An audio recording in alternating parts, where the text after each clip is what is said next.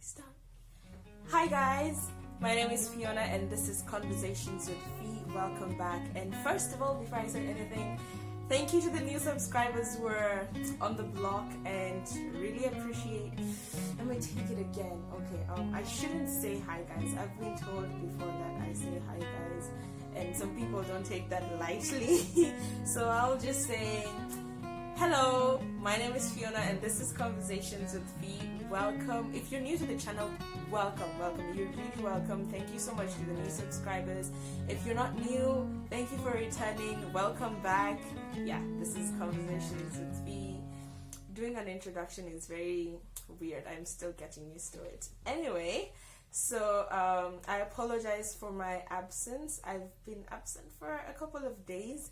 Let's kind of blame it on the whole quarantine thing, but also I kind of have school and sometimes it's hard to balance school and this, and unfortunately sometimes school has to come first. Like I have to finish my stuff before I can sit down and record, but I'll try whenever I possibly have the time.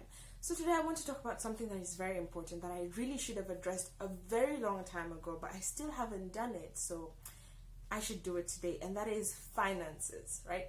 Let's face it. This whole quarantine situation has meant that a lot of people have either been let off their jobs or they just don't have a job anymore because they were self-employed and relied on the mobility of people in order to like make a living, right? And for sure we can say that for some people they might not even go back to work after this whole quarantine season is over. Why do I say this? Because most economies have kind of gone down, and I'm sure some employers are going to let off some workers. It could be you, it could happen to a friend, it could happen to anybody, so you're not really guaranteed that you're going to go back and find a job.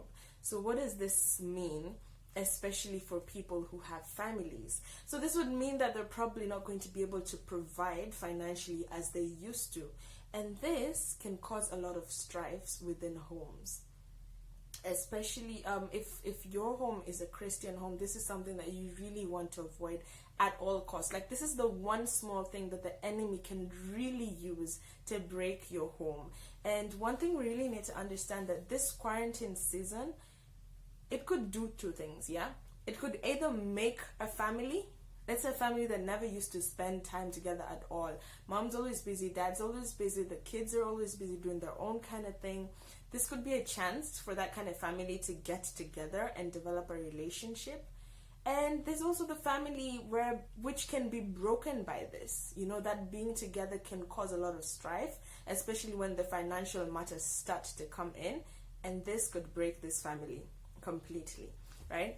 And another thing I'd like to mention is that the situation might lead to domestic violence or abuse within families. Domestic violence in the sense that there could be a strife between spouses. Especially now that, let's say for instance, if one of the spouses has been let off their jobs, or both of them feel like they're probably not going to be making as much money in the coming months as they used to, and they have other things to think about, maybe like running the household or their children, etc. And this can take a toll, because imagine a situation whereby one spouse is like so frustrated about the fact that there isn't enough money circulating in the house, and they start to take it out on the other spouse who maybe was making much less than them in the beginning and now cannot make any money, or who at this point is making so little and is deciding to prioritize other things, you know, and that will lead to domestic violence. And the other aspect that I want us to think about is how the lack of finances, or a lesser, okay, that's not English, or a reduced income flow within the family can cause a strife between parents and their children, especially if the children are old, in the sense that maybe they're in university or they have experience of being in the university. And okay, it's still recording. And one thing I I would like parents to understand is that when your child goes off to university, they develop some form of independence, right? They have a certain way of doing things, and there's a certain way they want to do their things. Of course, as university students, we need to understand that when we get into our parents' house, it is their house, you know? It is not our roof, so we definitely have to abide by the rules. That's one thing I'm really encouraging university students who are staying home to do. Obedience is very key. It doesn't matter whether you want to do it or not, you just need to respect the home setting, and that there's a head of that house that you have to answer to, right? But in all this, it doesn't necessarily mean that this is a chance for the parents to walk over the children. Even the Bible warns against parents provoking their children to anger. That should not happen. However, what I'm encouraging is that parents and children, especially if they're older children, should sit down and reach a mutual agreement on how these next few days, weeks, or months, God forbid a year, is going to work out with them at home, right? People need to sit down, the family needs to sit down and discuss how things are going to run. Parents need to speak to their children. They need to maybe set out like whatever rules that they will have, and give a chance to the children to even voice out what they would like, not in an authoritative manner as though I want to run my own kind of life kind of thing. No, I'd encourage you to be very calm about it and speak openly about it so that you will not butt heads in certain situations. So that's parents and children. Now, parents and parents, this is a moment that calls for so much grace and mercy and unconditional love, especially if you know very well that your spouse is not going to be able to make as much as they used to, or if your spouse has lost their job, because you're going to be in the same house with this person for a very long time. No one is getting out. And if you channel anger inside you, it's going to eventually erupt. Your marriage is going to be affected, and your children are going to be affected, and your home is also going to be affected. You do not want to be going back and forth with your spouse about matters as little as finances. Yes, I said little. I am aware that I've said little, because when you think about the bigger picture, what benefit do you get if you lose your family over material things? Because material things were more important to you than the unity and the love that abides in your family. This is a moment that calls for so much grace and mercy, in the sense that you need to look at that person and see that, okay, even though I know they're not able to bring up what I'm able to bring to the table, and it's not their fault, I'm still going to take that as it is, and I'm going to work with it. Even if it means me switching up my budget to accommodate my family, I'm going to do that. Because right now, none of us is guaranteed of the future. You can't keep saying that I'm going to put this aside for tomorrow, or like I was initially planning to invest on project A, B, C, D in the next couple of months, so I'm not going to touch those finances. This is not the time to do that. This is the time for you to focus on your family and how you can build this family, because any small thing that you do right now, any selfish act that you perform from now henceforth, is going to affect your family very negatively. Any hatred towards your spouse right now at a moment where there's not enough money is really going to affect your family negatively. If you want to keep a healthy, happy home at this moment, do not let the devil use finances against you to tear your family apart, because trust me, he will. He will, and it will lead to a lot of violence. It will lead to a lot of hatred that can be avoided. See, let's go back to the beginning. We were speaking about this in our youth group at my church, one of the past Sabbaths, and it was really interesting.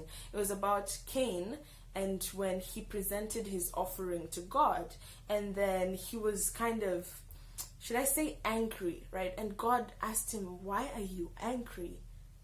Why are you harboring these feelings? You better let them go, because sin is just waiting at your door.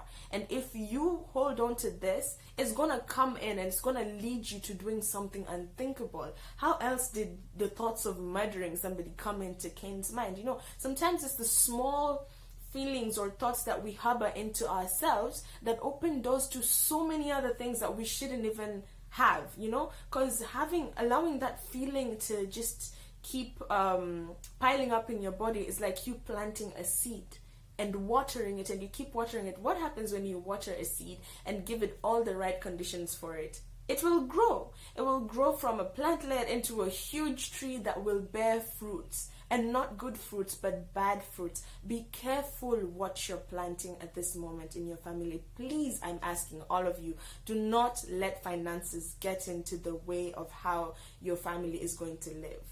Parents, husbands and wives, this is the time for you to love one another, in good times and in bad times, because you made those vows at the altar. This is one of the bad times. If your spouse is not making enough money and you have to carry the burden of the entire family on your shoulders, do it wholeheartedly and gladly. Serve as though you know who Christ is. Okay, even if it means you have to lack so that they receive, you do that. But not once should you ever look at your spouse as less of a person because they're not able to bring up what you're able to bring up. Not even once. That is not what Christ, especially husbands.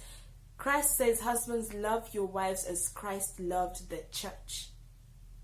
You need to study how Christ loved the church in order to learn that. And wives, submit to your husbands. You need to study the word of God and understand submission in order to do this. Children, obey your parents. You cannot obey your parents unless you know what obedience to God means and looks like. This is a great time for families to delve into devotions and seeking God prayerfully and reverently and wholeheartedly, because if your home right now is not building itself on the word of God, the enemy is going to sneak in. He definitely is going to sneak in. That's why I'm saying this moment could either make families or really, really break families. And you do not want to regret anything at the end of this also. Be wise, be prayerful, and do exactly what you're expected to do. And in your service, do it wholeheartedly as unto the Lord. That is what I wanted to share today. I hope it blesses somebody and encourages somebody. And we can always continue the conversations further. You can comment below, you can email, whatever works for you. And if you want us to develop more on this issue, then you can mention it down below and we can take it further once again. So thank you guys. Thank you so much for watching, and God bless you, and take care of yourself and keep safe. Bye.